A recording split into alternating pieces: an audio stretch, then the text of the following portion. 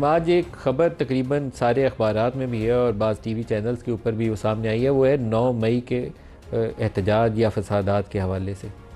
Black day इसको सही कहा जाता है। मैं बार बार कहता हूँ कि उसके अंदर ज़िम्मेदारों का तयन कर लें, लेकिन ये वो दिन है जिसको कभी भी ये नहीं कहा जा सकता कि जो एहतजाज की शक्ल थी वो दुरुस्त थी। बिल्कुल गलत शक्ल थी। प्रोटेस्ट आपको रजिस्टर कराना चाहिए। इवन GHQ के बाहर भी जाके कोई प्रोटेस्ट कराना चाहिए तो प्रोटेस्ट रजिस्टर करवा सकता है, लेकिन उन इमारात के अंदर घुस जाना, उसके ऊपर चढ़ जाना, तोड़ फोड़ करना, ये जस्टिफाइबल नहीं है। ये ऐसे ही है जैसे पार्लिमान के अंदर जो लोग घुस गए थे या PTV स्टेशन के अंदर जो लोग घुस गए थे उसको कहा जाए कि दुरुस्त है। बिल्कुल गलत काम था, तब भी गलत था, 2014 में भी गलत था, और अब जिसने किया था 2022 में तब भी गलत था। वजूहात की अगर बुनियाद ढूंढनी हो तो फिर दोबारा 2014 में ही जाना चाहिए कि 2014 में इन वाक़यात के पीछे कौन था, प्लानर कौन था, मकसद क्या था। अगर उन वजूहात को तब जान लेते और दुरुस्त तरीके से उसकी इस्लाह कर लेते तो शायद 9 मई ना होता, लेकिन वह पछताए क्या होता वाली बात है। लेकिन 2022 के वाक़यात भी दोबारा ना दोहराए जाएँ, उसके लिए भी उसकी दुरुस्त तरीके से उस तमाम मामले की अंडरस्टैंडिंग ज़रूरी है। निगरान दौरे हुकूमत में एक रिपोर्ट सबमिट हुई। काकड़ साहब उस वक्त प्राइम मिनिस्टर थे, लेकिन रिपोर्ट उनके प्राइम मिनिस्टरशिप के नीचे तहकीकात वो नहीं थी। तहकीकात पहले से चल रही थी। सबमिट तब हुई कि जब निगरान हुकूमत आ चुकी थी। वो अखबारात के अंदर जो ख़बर है और जो TV चैनल्स के हमारे रिपोर्टर्स खबर दे रहे हैं वो ये बता रहे हैं कि इमरान खान 9 मई के वाक़यात के अंदर मुलव्वस थे, और इसी तरीके से पार्टी की जो बेशतर क़यादत है वो उसके अंदर वाक़यात के अंदर मुलव्वस है। 2 अफराद का नाम जिसमें शाह महमूद कुरैशी और चौधरी परवेज़ लाई है, वो कहा जा रहा है कि डिस्पाइट द फैक्ट कि उनके ऊपर बहुत से मुकदमात हैं, लेकिन बराह रास्त उनका 9 मई के वाक़यात में मुलव्वस होने के हवाले से कोई शवाहद या सबूत सामने नहीं आए। ये रिपोर्ट के मुताबिक ये चीज़ें बताई जा रही हैं। मैंने जो कुछ हुकूमती शख्सियात हैं उनसे बैकग्राउंड लेने की खातिर उनसे रब्ता कायम किया कि बताइए कि उसमें है क्या। तो जो डिस्क्रिप्शन मुझे मिली है उसके मुताबिक यह है कि इमरान खान का जो अरेस्ट था, जो गिरफ़्तारी थी, उसको मुंसलिक किया पाकिस्तान तहरीक इंसाफ ने, और इमरान खान ने उस एजिटेशन से, उस एहतजाज से जो 9 मई के साथ हुआ, तो ये इमरान खान का लिंक जोड़ा जाता है उन वाक़यात के साथ। हो सकता है इसके अंदर वाक़तन वैसे ही बात हो जो दावा किया जा रहा है, लेकिन इसको आपको डॉक्यूमेंट्री तरीके से किसी सबूत के साथ, किसी एविडेंस के साथ इसको साबित करना है। इसी तरीके से जो बहुत सारे पाकिस्तान तहरीक इंसाफ के लोग जिनके ऊपर मुकदमात कायम हुए, उनके मुतल्लिक़ भी कहा जाता है कि उनके बाज़ बयानात, बाज़ उनकी जो मीटिंग्स थी उनका हवाला दिया जाता है, जिसे वीडियो एविडेंस, तस्वीर की शक्ल में उनके सबूत या डॉक्यूमेंट्री एविडेंस के तौर पर उसको फ्राहम किया गया उस तहकीकाती कमेटी को, जिसने ये बुनियाद बनाई कि इन तमाम लोगों ने इश्ताल दिलाने में अपना अपना हिस्सा दिलाया ताकि ये 9 मई वाले जो वाक़यात थे हो पाएँ। उससे बड़ा सवाल जो मुझे नज़र नहीं आया वो जनरल फैज़ का क्या रोल था 9 मई के वाक़यात के हवाले से। जनरल फैज़ का एक कोर्ट मार्शल प्रोसीडिंग्स चल रही हैं, क्या 9 मई के वाक़यात के नीचे उनको चार्जशीट किया जाएगा? मेरे पास इसका क्लियर आंसर नहीं है, क्योंकि बाज़ वाक़यात ऐसे हैं कि यहाँ किसी शख्स के घर मारपीट हुई, एक हाउसिंग सोसाइटी है, उसकी जायदाद हथियाली, इस तरह के भी उनके ऊपर इल्ज़ामात मौजूद हैं। 9 मई के वाक़यात के अंदर अगर उनको चार्जशीट किया जाए तो ये एक नई कहानी होगी कि एक फॉर्मर DGI उसने ऐसे फसादात की, ऐसे एहतजाज की बुनियाद रखी जिसका बज़ाहिर मकसद ये होगा कि जो उस वक्त के चीफ़ ऑफ आर्मी स्टाफ हैं, जनरल आसिम जो मौजूदा आर्मी चीफ़ हैं, इनकी अथॉरिटी को चैलेंज किया जा सके। ये बगावत के ज़ुमरे में आता है। बड़ा संगीन चार्ज होगा अगर किसी ऑफिसर या फॉर्मर DGI के ऊपर अगर ये चार्ज फ्रेम किया जाए। मैं अभी यकीन से नहीं कह सकता कि हतमी तौर पर जब उनकी कोर्ट मार्शल प्रोसीडिंग्स कंप्लीट करेंगी तो उनके ऊपर ये चार्ज होगा या नहीं होगा। अगर उनके ऊपर ये चार्ज वैसे ही हो जैसे 9 मई के वाक़यात के अंदर, बाद लोगों का ख्याल ये है कि ये मनसूबा बंदी उनके बग़ैर मुमकिन नहीं थी। ये तबसरे वाली बात है। ये मैं ये नहीं कह सकता कि चार्जशीट के अंदर ये इल्ज़ाम ऐसे ही मौजूद होगा। वो इसलिए कहा जाता है कि तकरीबन 189 मिलिट्री रिलेटेड बिल्डिंग्स या उनकी इंस्टॉलेशंस के ऊपर अटैक हुआ। 200 कह लीजिए अमारात ऐसी थी जिसमें कोर कमांडर हाउस है, GHQ है, ISI के ऑफिसेज हैं, या हमजा कैंप है, एयर बेसिस हैं जो अटैक हुई, कैंटोनमेंट्स के अंदर हमले किए गए। 189 to be precise exact number है। तो ये जब तक कोई मिलिट्री माइंड, मिलिट्री का कोई जहन बैठ के प्रोफेशनली इसकी प्लानिंग नहीं करता कि वो टास्क देता है बाकायदा कि मैं जाऊंगा तो कहाँ प्रोटेस्ट करूंगा, आप जाएंगे तो किस तरीके से किस जगह प्रोटेस्ट करेंगे, सारा कुछ पूरे मुल्क में ऑटो पे नहीं चल सकता। तो इसके पीछे कोई मिलिट्री माइंड मौजूद था। तो वो कौन था? यहाँ लोग अपने तबसरे और तजिए में उंगली उस तरफ उठाते हैं, लेकिन जब तक सबूत ना हो तो इतनी ज़िम्मेदार पोजीशन पे बैठे हुए शख्स के ऊपर कम अज़ कम मैं बराह रास्त इल्ज़ाम नहीं लगा सकता कि जनरल फैज़ इसके ऊपर ज़िम्मेदार थे या नहीं थे। इसी तरीके से अगर इमरान की गिरफ़्तारी, उसके नतीजे में वो कहते हैं कि मुझे गिरफ़्तार किया गया, तो प्रोटेस्ट कहाँ होना था? वहीं होना था जिन्होंने गिरफ़्तार किया। ये इमरान खान के अल्फाज हैं, इसको ज़्यादा घुमाने की ज़रूरत पेश नहीं आती। लेकिन क्या उन प्रोटेस्ट का या उन एहतजाज का ऑब्वियस मतलब ये था कि उन इमारतों के अंदर ये लोग घुस जाते, कहीं आग लगाई गई वो कोर्ट कमांडर हाउस के अंदर, तो जाके जो कुछ लोगों ने किया वो तो जब तक लोग इस काम के लिए प्रिपेयर होकर ना जाएं तब तक नहीं कर सकते। तो इसका जो जवाब है रिपोर्ट के मुताबिक वो तो ये है कि ये बड़े चार्ज किस्म के प्रोटेस्टर थे, बड़े वो स्टाल अंगेज़ी थे उनके अंदर, तो उनको तो सिर्फ एक चिंगारी दिखाने की ज़रूरत थी तो ये सारा कुछ हो जाना था। यहाँ लीडरशिप की फेलियर यह है कि इन्होंने उस चीज़ को एंटिसिपेट नहीं किया, इनको उस चीज़ को कंटेन करने की बजाय उसको हवा दी, उससे मामला हाथ में निकल गया और सूरत हाल ख़राब होगी। तो उसका ऑब्वियस रिज़ल्ट जिन लोगों के खिलाफ कार्रवाई हुई है ऐसे ही है, ऐसे ही होना चाहिए था। फैसल वाडा साहब, आप तो ख़ुद PTI का हिस्सा भी रहे हैं और इस तमाम सूरत हाल से आप वाकिफ़ भी हैं। अब आप मुझे बताइए कि 9 मई के अंदर इमरान खान की कितनी ज़िम्मेदारी है, जनरल फैज़ की कितनी ज़िम्मेदारी? बहुत शुक्रिया नदीम मलिक साहब। देखिए, ये पहली दफ़ा तो मेरे से सवाल नहीं हो रहा, आपके हम शो में बहुत दफ़ा ये बात कर चुके हैं। सबसे इम्पॉर्टेंट चीज़ ये है कि देखिए, जिस वक्त तक मैं पार्टी में था, यानी कि 22 अक्टूबर 2022 if I am not wrong, ये तो प्लान का हिस्सा था कि जब भी ऐसा वाक़या होगा, इससे पहले आपको याद होगा कि एक वाक़या हुआ था जिसमें एक्सपेक्ट किया जा रहा था कि बनी गाला के अंदर अरेस्ट होने वाले हैं वो। ये मैं उस वक्त की बात करें जब मैं खुद पार्टी के अंदर था। तो this was part of the plan. Imran Khan की इंस्ट्रक्शन, ठीक है, देखिए इंस्ट्रक्शन मेरी आपकी कलेक्टिवली लीडर की जिम्मेदारी थी ना, उसके नीचे सारा प्लान बना ना, उसके होते हुए सारा प्लान बना, बैठे हुए सारा प्लान बना। कौन कौन बैठे हुए थे जब ये प्लान बना?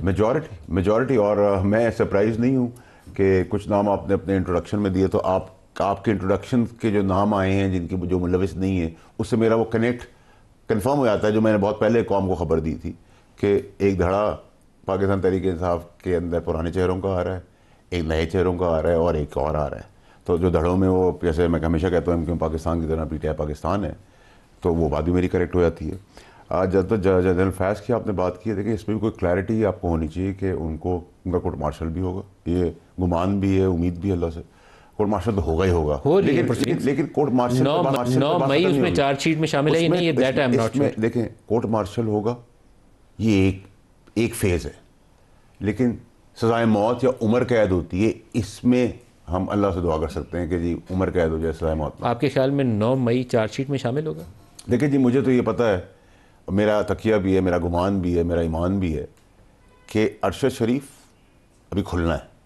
जिस वक्त अरशद शरीफ खुला उस दिन शिकंजे में बहुत सारे लोग फांसी के तख्ते पर टंग जाएंगे। ये मैं आपको बड़ा क्लैरिटी से अपनी बता रहा हूँ। और जब मैं आपसे बात कर रहा हूँ तो मैं आपसे बात कर रहा हूँ बहुत बड़े बड़े सूरमा टंगेंगे। ये मेरा ईमान भी है कि वो शहीद था, उसको दोस्ती में मारा गया, नंबर 1। नंबर 2 ये कि मैं आपको ये कैटेगोरिकली शहीद था, दोस्ती में मारा गया, ये दूसरा लफ्ज़ बड़ा भारी है, दोस्ती में मारा गया। बिल्कुल बिल्कुल ठीक है जी, बिल्कुल। और आपने बहुत सही मेरा पॉइंट पकड़ा है, उसको दोस्ती में मारा है, ठीक है जी, दोस्त बना के मारा है उसको, ठीक है। और उससे पहले तो वो एक एक्सीडेंटल मर्डर था, उससे पहले तो ये मेरी प्रेस कॉन्फ्रेंस से पहले तो लोग कह रहे थे। मैं आपकी इजाज़त हो तो एक बात बिल्कुल अपनी ज़ात से रिलेटेड है, मैं ऑन एयर कभी कही नहीं, लेकिन मेरा दिल है कि मैं कह दूँ। अरशद शरीफ इस्टेब्लिशमेंट से इतना ज़्यादा करीब था कि बाज़ औक़ात उससे मिलते हुए ना हम सोचते थे, अंदर दिल में ख्याल होता था कि ये इस्टेब्लिशमेंट के जो लोग बहुत करीब हैं ना, जो जुड़ गए हुए हैं अंदर, तो उसमें से अरशद शरीफ है। जिस रात उसकी शहादत हुई है, मैं ख्वाब वाब नहीं देखता, ये मैं वो चीज़ है मैं जो बताते हुए गुरेज था कि मैं कभी ऑन एयर बताऊँ या ना बताऊँ, लेकिन मुझे लगता है कि शायद उसकी वालदा के लिए, उसके घर वालों के लिए ये बात बता देनी चाहिए। मैंने उस रात 2 दफ़ा ख्वाब में उसको देखा है और दोनों दफ़ा ज़िंदा हालत में उसको देखा है।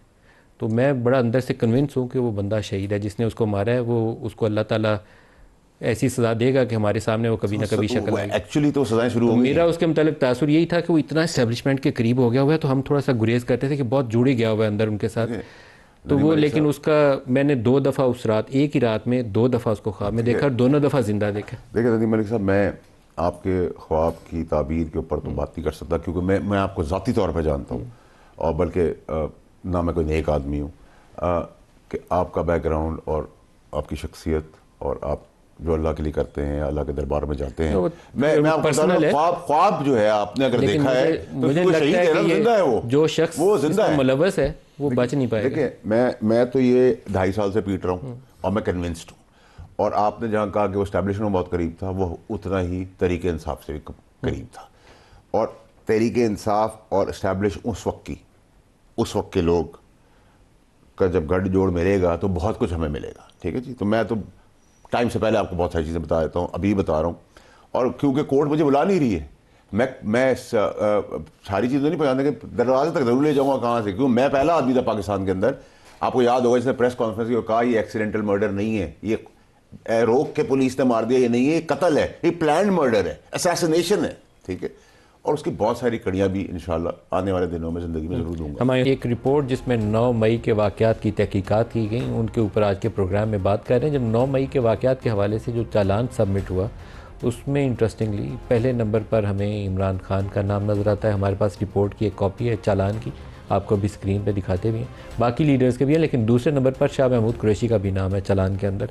तो तहकीकाती रिपोर्ट जो है उसके दर्जात जो हैं वो कहते हैं शाह महमूद कुरैशी और परवेज़ लाई वो बराह रास्त इस चार्जशीट के अंदर मुलव्वस उतना नहीं है जितना बाकियों के ऊपर इल्ज़ाम है। बाकी लोगों के नाम अंदर लिखे हुए हैं तहकीकाती रिपोर्ट में, लेकिन चालान के अंदर दोनों का नाम सर फहरिस्त है। इमरान पहले नंबर पर है, दूसरे पे शाह महमूद कुरैशी है। ये आपकी स्क्रीन पे इस वक्त नज़र भी आ रहा है। वार्डा साहब, यह मामला मुंतज कहाँ होगा? कंक्लूड भी तो करना है ना।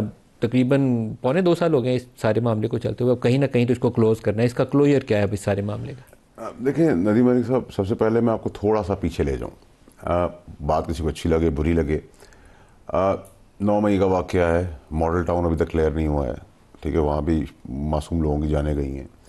लेकिन ये सब चीज़ें पीटीआई के दौर में कब और कैसे और क्यों स्टार्ट हुई, इसको बहुत देखना ज़रूरी है, और ज़ाती होगी और कौम को ये बात ना पता चले। ये 2018 से पहले हम धरने देते थे, लेकिन हम मरने नहीं करते थे, ना मारते थे, ना मरते थे, ना तूफ़ान लगाते थे, ना आग लगाते थे, ना शहीदों की तनसीबात उड़ाते थे, ना शहीदों का तमस्खर उड़ाते थे।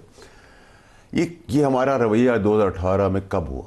2018 से पहले क्यों नहीं था? 2018 में जब मेरी राय, मैं आप पे कोई बात नहीं डाल रहा, बेगम साहिबा के आते ही पहला इंसिडेंट हुआ जिस वक्त ये तमाशा ख़राब होना शुरू हुआ, वो तब हुआ जब उनकी चीज़ें इमरान खान साहब को पेश की गई, जो उस वक्त के DGI थे और आज के चीफ हैं जनरल आसिम मनीर साहब, और उनकी ऑडियो वीडियो और शवाहिद दिए गए कि ये आपकी बेगम साहिबा कर रही हैं।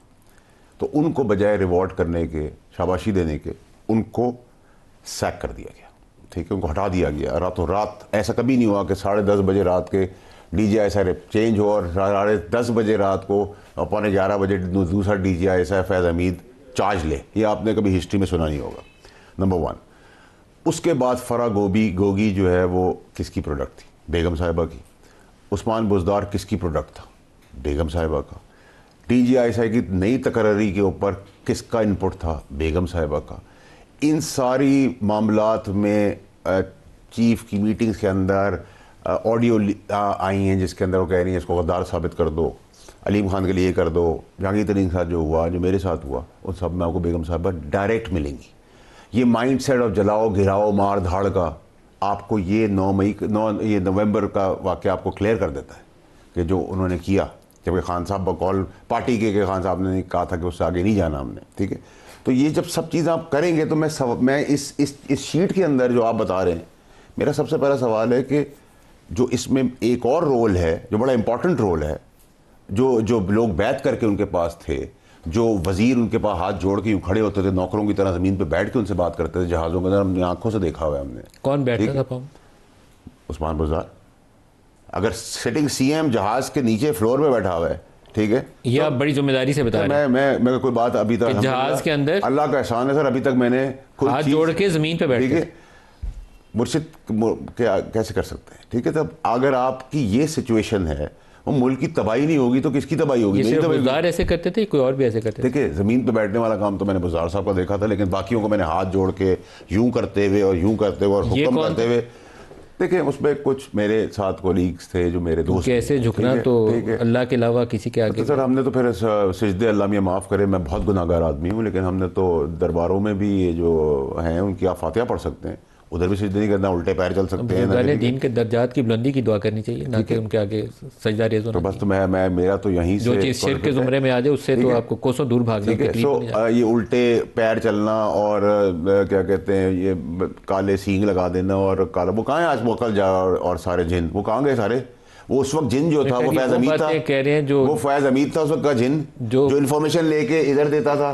बेगम साहब रात ख्वाब में देखती थी, वो सुबह खान साहब को पेश कर देती थी, और लॉबी भी सारी कौन खान साहब करी थी। इन चीज़ों के शवाहिद नहीं, इनके शवाहिद होने चाहिए। देखिए सर मेरी बात सुने, वो हाथ जोड़ने के तो आपने देख लिया ना, बाकी चीज़ों के भी शवाहिद होने चाहिए। देखिए मेरी बात सुने सर, इस मुल्क में अगर आप ढूंढने निकल आए ना तो शवाहिद इतने हैं कि इंसान को खड़े खड़े बुखार चढ़ जाए। अभी 60 अरब रुपए की चोरी पकड़ी है ना, आपको मैं और आप मुझसे हल्फ पे अगर लेंगे, किसी की एक हेल्प के बगैर इतने शवाहिद दूंगा कि बुखार चढ़ जाएगा। ठीक है ना, आपकी विल होनी चाहिए। तो ये इस पूरी रिपोर्ट के अंदर मेरा सबसे पहला सवाल ये है कि एक और कहाँ है, और क्या मैं उस मीटिंग से बाहर हूँ जिस कमेटी, ये 4 खान साहब के लोग थे जिसमें मैं भी शामिल था, उसके अंदर की टाइमिंग 4 कौन थे? देखिए सर, मैं अपना बता सकता हूँ, ठीक है, मैं बाकियों का नहीं नाम लूँगा, ठीक है सर, उनके नाम आगे आ जाएंगे, जब मुझे बुलाएंगे तो मैं बता दूंगा, ठीक है। तो उस वक्त जो खान साहब की मीटिंग से पहले पैगामात आ रहे होते थे, जो फ़ोन पे बातें हो रही होती थी, ना तो मैं अंधा था, ना मैं बहरा था, ना मैं गूंगा था, ठीक है। बेगम साहिबा भी होती थी, उसमें फैज़ हमीद भी होता था, ठीक है। तो खान साहब के जाने के बाद भी 15 मिनट तक वो मीटिंग का हिस्सा, कोई इससे बात कर रहा है, हमारे साहब किसी से फ़ोन पे बात कर रहे हैं, मैं किसी से कर रहा हूँ, किसी से बात कर रहा हूँ, ठीक है। प्लस जिस वक्त मैं खान साहब से आखिरी दिन मिला हूँ, उस दिन उस कमरे के अंदर इमरान खान साहब के वो जो इक्विपमेंट्स थे, वो किसके पास, किसके दफ्तर के निकले हुए थे, किसके दफ्तर? मैं देखिए नदीम मलिक साहब, मैंने आपसे कहा ना कि मैं बहुत सीधी रिस्पॉन्सिबल पॉलिटिक्स कर रहा हूँ, ठीक है। और मुझे नहीं, इक्विपमेंट वाली बात कोई, क्योंकि प्राइम मिनिस्टर के पास इस तरह की चीज़ें नहीं हो सकती ना कि कोई जाके अपने गैजेट से। वो प्राइम मिनिस्टर भी नहीं थे उस वक्त, प्राइम मिनिस्टर नहीं थे, ठीक है। तो हमें तो पता होता था ना कि हम क्या बात कर रहे हैं, हमें बता भी दिया था, मेरी खान साहब से बहुत फ्रैंकनेस थी। इसी तरह अरशद शरीफ का जो केस है शाहिद का, ये मैं आपको बड़ी क्लैरिटी से बोल सकता हूँ कि इमरान खान साहब को मेरी सोच के हिसाब से ये नहीं पता था कि कत्ल अरशद शरीफ का होना है, लेकिन ये तो पता था कि कुछ होना है पाकिस्तान में, और ये तो पता है कि उसके बाद उन्होंने उस पर पर्दा डाला है।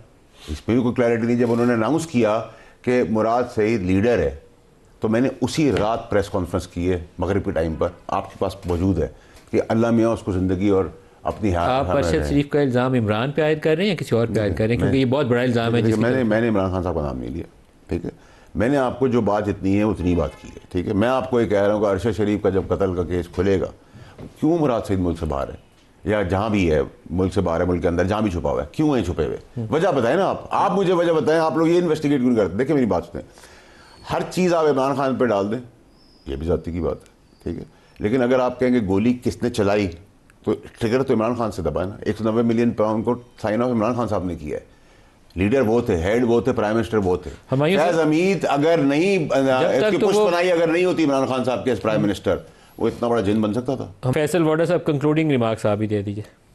किस चीज़ के ऊपर कंक्लूड करूँ? ये मामला कहाँ जाके कंक्लूड होगा, इसी के ऊपर कंक्लूड कर दीजिए। सर मैं दुआ गो हूँ कि 45 साल के बाद हमें ये ना पता चले कि भुट्टो साहब की फांसी गलत थी। उससे पहले हमारी ना होने के बाद दुनिया में ये फैसला ना है, जिन्होंने किया उनको सज़ा होनी चाहिए, और जिन्होंने ऐसे काम पहले भी किए उनको भी सज़ा होनी चाहिए। सज़ा सबको इक्वालिटी के साथ होनी चाहिए, जिसने भी ऐसे काम इकदाम किए। शफाफियत के साथ कि उसके बगैर? सर शफाफियत की तो हम बात करते हैं, लेकिन जहाँ हम शफाफियत लेके सामने आते हैं वहाँ शफाफियत का जनाजा बिठाने से बैठ जाते हैं। जैसे हम कंट्रोवर्सल कर रहे हैं, हम बातें कर रहे हैं, हम ये क्यों नहीं कहते कि भाई शवाहिद हैं। अरशद शरीफ का केस आपको पता है कितने दिन लगेंगे आपको कंक्लूड करने में? बहुत लेट में आप लेट जाए ना, 30 दिन। इतना ओपन एंड शट केस, नीयत नहीं, जब नीयत हो जाएगी उन्हें सब कुछ हो जाएगा।